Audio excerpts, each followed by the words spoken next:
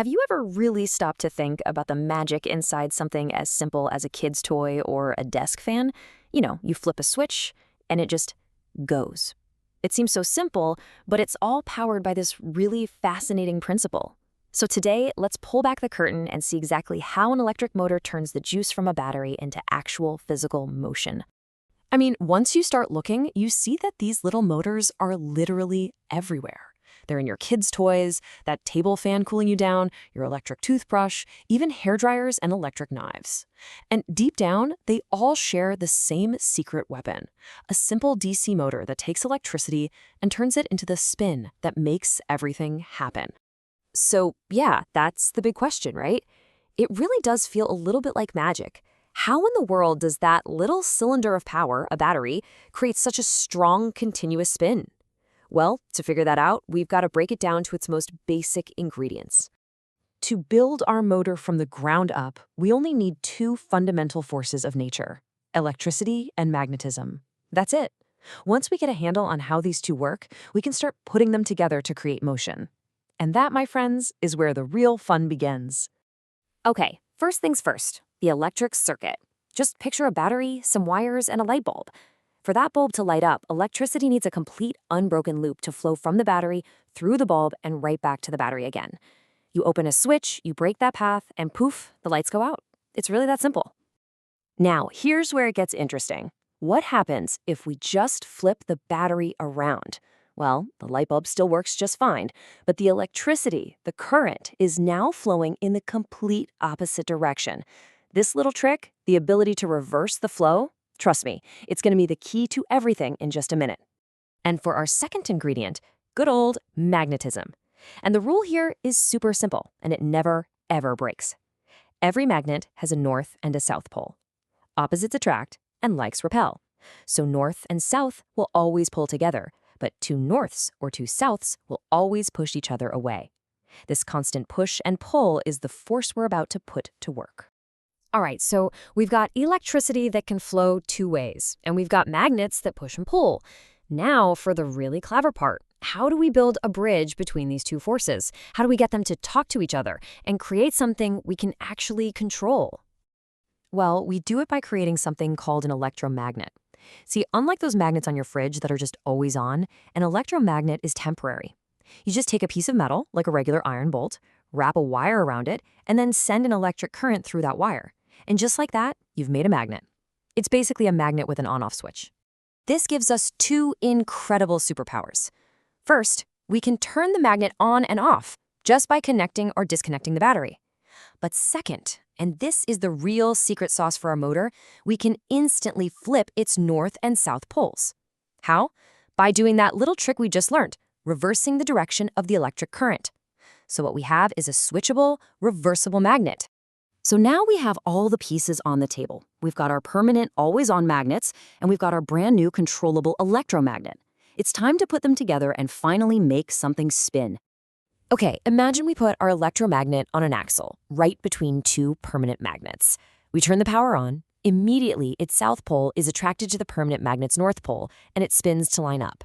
But just as it gets there, we quickly switch the wires. That reverses the current, flipping the electromagnet's poles. So now, like poles are next to each other, and they repel, they push it away, while the new opposite poles attract it, pulling it all the way around. So if we keep doing that, flipping the wires at just the right moment, our electromagnet will spin and spin and spin. This is the core idea. But, there's a pretty big problem. I'm sitting here having to manually switch the wires back and forth. That's not a very useful motor, is it? So that leads us to the million-dollar question. How do we get this motor to do that perfectly timed switch all on its own?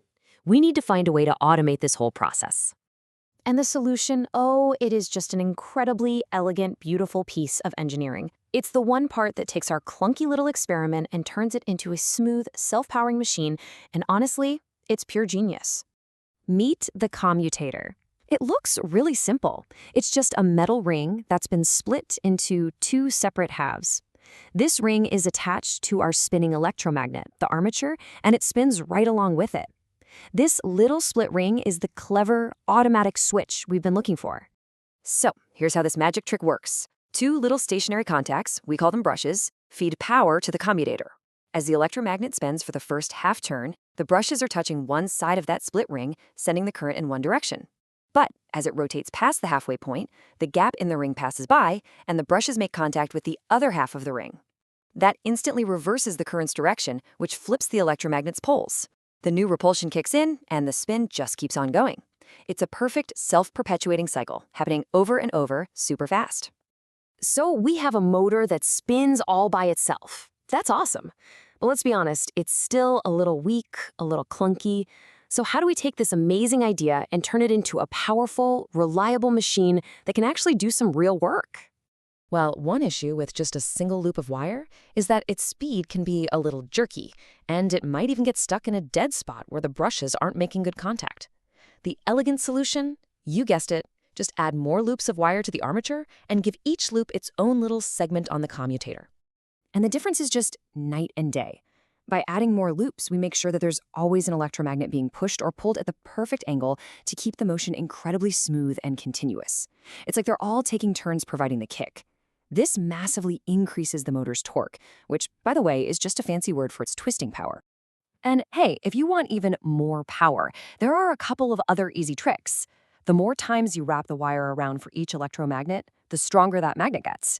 And of course, if you feed it more electricity from the battery, those electromagnets get stronger and the whole thing spins faster and with more force. Okay, so let's lock in the official names for these parts so we're all on the same page. The outside part that stays still, the part with the permanent magnets, is called the stator. The spinning part in the middle with all our electromagnets, that's the armature, but it's also called the rotor. Here's a simple way to remember it. The stator stays and the rotor rotates. Easy enough, right?